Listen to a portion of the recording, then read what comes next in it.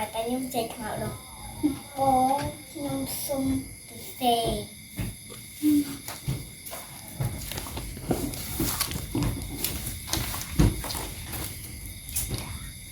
Thank you. Thank you. Say nè. Okay, go. Right, I'm cool. Khó ấy. និយាយឲ្យមានភាពរលូនហេតុអ្វីមិនគួរនិយាយអ្វីដែលប្រកបច្បាស់និយាយឲ្យមានភាពរលូន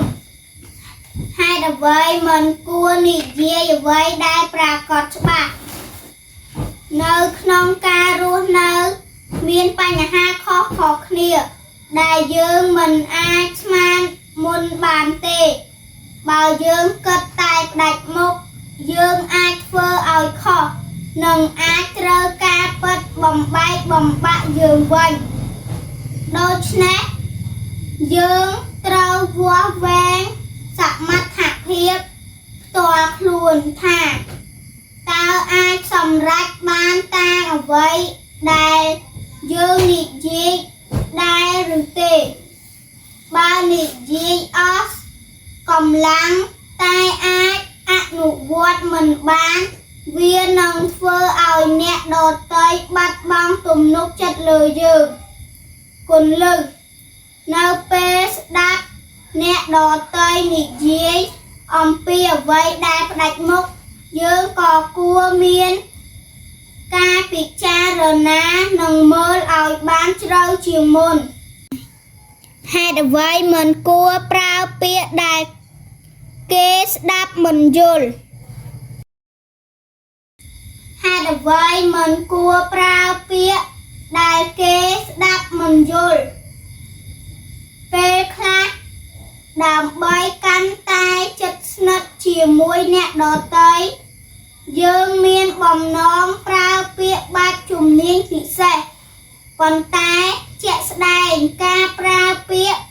បែបនេះច្រើនពេកអាចធ្វើឲ្យអ្នកដទៃគិតថាយើងមានអាកប្បកិរិយាលុះលុប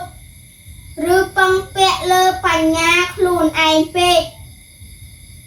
បើអ្នកមិនមែនជាអ្នកមានចំណេះដឹងជ្រៅជ្រៅល្អជាងគេគឺបកស្រាយដោយសាមញ្ញ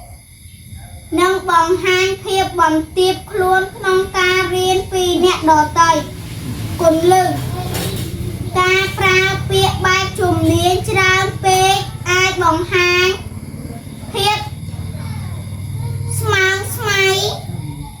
និងប្រឹងបង្ហាញខ្លួនឯងឆ្លាតពេកតាមពិតទៅភាពស្មោះត្រង់និងបង្ហាញ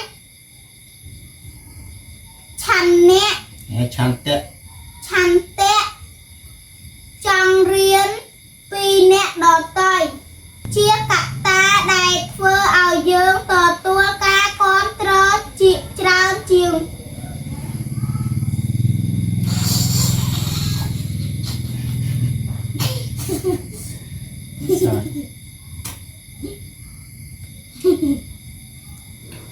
đó cái kata đó, chia kata làធ្វើឲ្យយើងទទួលការគ្រប់គ្រងច្រើនជាងតទាំងជាកតាជាកត្តាដែល